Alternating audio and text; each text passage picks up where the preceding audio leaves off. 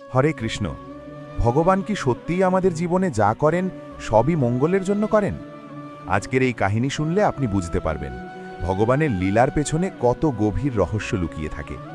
আপনি দেখছেন গীতা জ্ঞানশালা, যেখানে ভক্তি, বিশ্বাস আর গীতার জ্ঞান সহজ গল্পের মাধ্যমে তুলে ধরা হয়। ভিডিওটি ভালো লাগলে লাইক দিন, গীতা জ্ঞানশালা চ্যানেলটি সাবস্ক্রাইব করুন এবং আপনার অনুভূতি কমেন্টে জানাতে ভুলবেন না। চলুন শুরু করি আজকের হৃদয়স্পর্শী কাহিনী।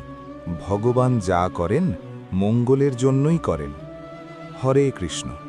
এই কথাটির মধ্যে লুকিয়ে আছে এক গভীর সত্য। আমরা প্রায়ই বলি ভগবান যা করেন মঙ্গলের জন্যই করেন, কিন্তু সত্যিই কি তাই? আজকের এই কাহিনী শুনলে আপনার শরীরের লোম খাড়া হয়ে যাবে আর মন থেকে বিশ্বাস জন্মাবে ভগবানের প্রতিটি লীলা, প্রতিটি সিদ্ধান্ত আমাদের অজান্তেই মঙ্গলের পথ তৈরি করে। একসময় এক ভক্ত ছিলেন, যিনি ভগবানের পরম ভক্ত। তিনি ভগবানকে প্রাণের থেকেও বেশি ভালোবাসতেন। প্রতিদিন নিয়ম করে মন্দিরে আসতেন, ভক্তিভরে ঝাড়ু সেবা করতেন। ঝাড়ু সেবাই ছিল তার প্রধান সেবা। মন্দির পরিষ্কার করতে করতে তার মনে একদিন এক অদ্ভুত ভাবের উদয় হল। তিনি ভগবানের সামনে এসে বললেন, হে প্রভু, তুমি কত করুণাময়, কত দীন দয়াল। সারাদিন তুমি এভাবে দাঁড়িয়ে থাকো, তোমার কি কষ্ট হয় না? আমার ইচ্ছে একদিন তুমি আমার জায়গায় এসে বিশ্রাম নাও আর আমি তোমার জায়গায় দাঁড়াই।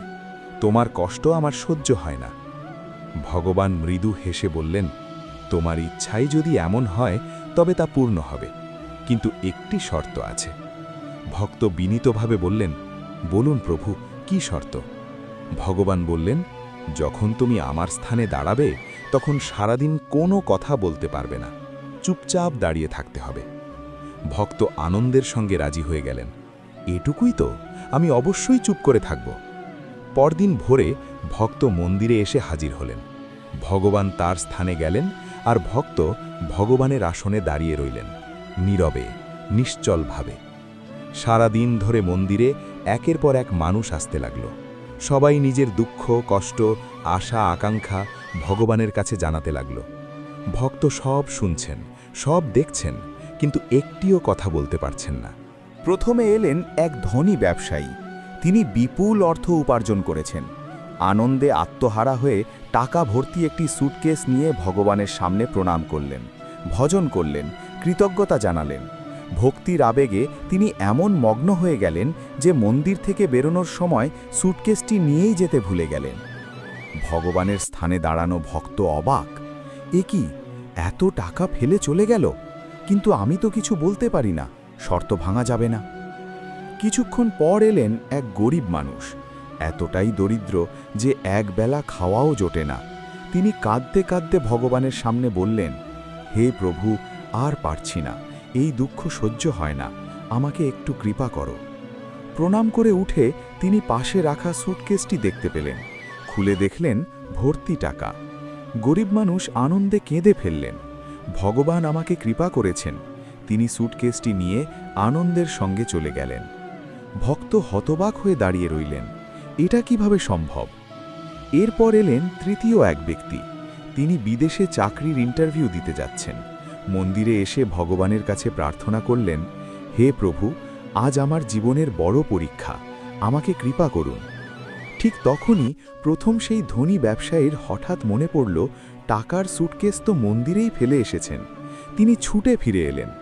মন্দিরে এসে দেখলেন একজন লোকই শুধু দাঁড়িয়ে আছে। সঙ্গে সঙ্গে তিনি সন্দেহ করে বললেন, আমার টাকার স্যুটকেস কোথায়? নিশ্চয়ই তুমি চুরি করেছ। তৃতীয় ব্যক্তি অবাক হয়ে প্রতিবাদ করলেন। কথা কাটাকাটি বাড়তে লাগল। শেষে ধনী ব্যক্তি পুলিশ ডাকলেন। পুলিশ এসে কোনো তদন্ত ছাড়াই নিরপরাধ সেই লোকটিকে ধরে নিয়ে গেল, যিনি চাকরির ইন্টারভিউ দিতে যাচ্ছিলেন। ভগবানের স্থানে দাঁড়ানো ভক্ত সব দেখেও একটি কথাও বলতে পারলেন না। সন্ধ্যা হলে ভগবান ফিরে এসে বললেন, শর্ত পূর্ণ হয়েছে, এখন তুমি আমার কাছে এসো।